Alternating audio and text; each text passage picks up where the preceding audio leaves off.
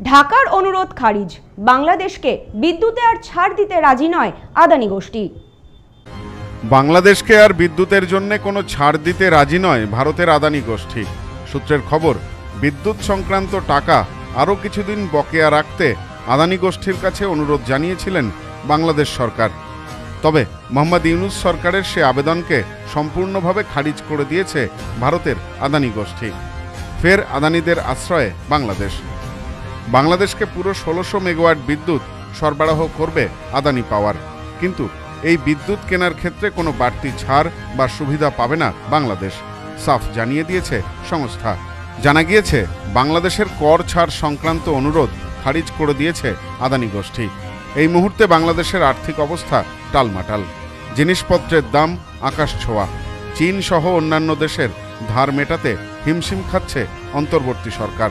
সূত্রের খবর, বাংলাদেশের পক্ষ থেকে আবেদন জানানো হয় বিদ্যুৎ ক্ষেত্রে ভারত যে কর ছাড় পায় সেই সুবিধা এবং মূল্য ছাড় যেন দেওয়া হয় বাংলাদেশকে।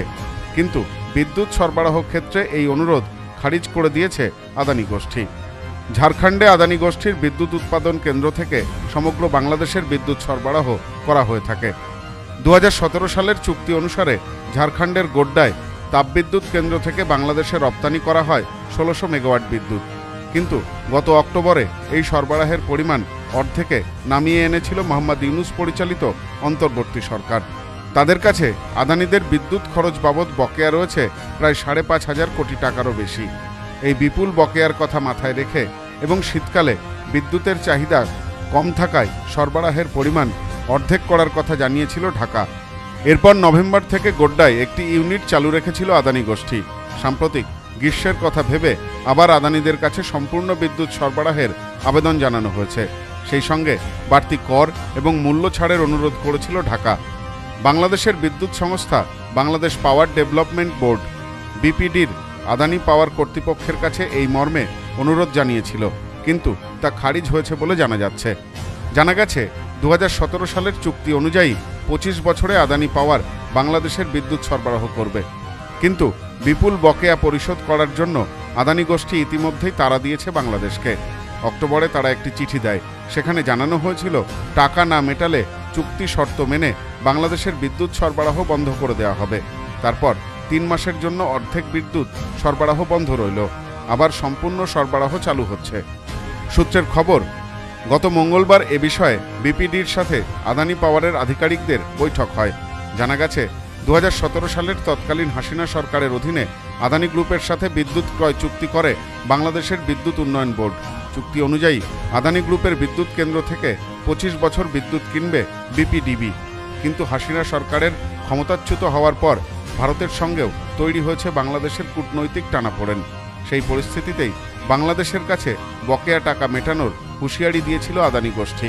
বকেয়া বিতর্কের জেরে চাপের মুখে গত অক্টোবর মাসে আদানি থেকে বিদ্যুৎ সরবরাহ অর্ধেকে নামানোর সিদ্ধান্ত নেয় প্রতিবেশী রাষ্ট্র। সূত্রের খবর, আদানিরা এবার বাংলাদেশকে সামান্যতম ছাড় দিতেও রাজি হয়নি।